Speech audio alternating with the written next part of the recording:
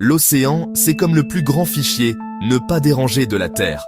7 miles de profondeur par endroit, d'une obscurité totale regorgeant de secrets qui ne veulent pas être trouvés. Aujourd'hui, je plonge dans le monde caché sous les vagues, des mystères, des merveilles de vrais trésors que vous pouvez réellement toucher, si vous osez. Imaginez éteindre le soleil. C'est ça, les profondeurs marines. Là-bas, la vie brille à la place. La bioluminescence, c'est le néon de la nature. Des calmars avec des phares, des poissons, avec des lanternes, des crevettes qui lancent des nuages lumineux comme des flashs de paparazzi sous-marins. Ils signalent, chassent, se cachent et offrent le spectacle lumineux le plus exclusif de la planète. Suivez cette faible lueur et vous pourriez tomber sur des fumeurs noirs.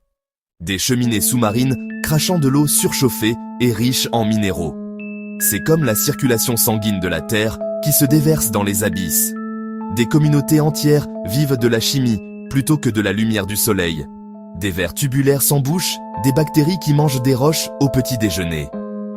C'est de la vie extraterrestre, mais sur notre planète. Ensuite, il y a les tours de magie étranges de l'océan. Les bassins de saumure, de véritables lacs sous-marins, si salés qu'ils forment des rives ondulantes sur le fond marin.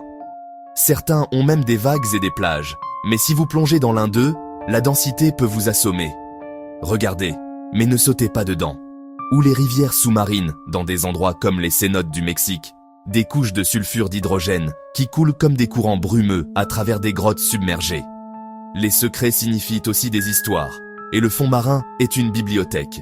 Il y a des épaves figées dans le temps, des galions espagnols entiers, des canons, des pièces de monnaie, de la porcelaine, empilées comme des crêpes. Les chasseurs de trésors ont récupéré des millions en argent, mais les archéologues vous diront que le vrai trésor, c'est l'histoire, où il a navigué, qui y a vécu et travaillé. Quelles tempêtes ont mis fin au voyage? Des villes perdues? Oui. Héracléon, en Égypte, a littéralement disparu sous la Méditerranée. Des statues, des temples, d'énormes inscriptions en pierre, préservées comme une vidéo en pause pendant 1000 ans. Le coffre-fort de la nature est tout aussi riche. Les récifs coralliens sont des gratte-ciel sous-marins, et ils cachent des microcomposés que nous utilisons pour les médicaments. Les éponges de mer ont inspiré des traitements contre le cancer. Le sang des limules garde les vaccins en sécurité. Le trésor de l'océan n'est pas seulement de l'or, ce sont des remèdes et des idées. En parlant d'indices, les requins portent dans leur peau des motifs anciens qui ont inspiré les surfaces antibiofilms pour les hôpitaux. Les nageoires de baleines ont informé les pales d'éoliennes. Même la façon dont les forêts de varech se balancent aide les ingénieurs à calmer les turbulences autour des structures.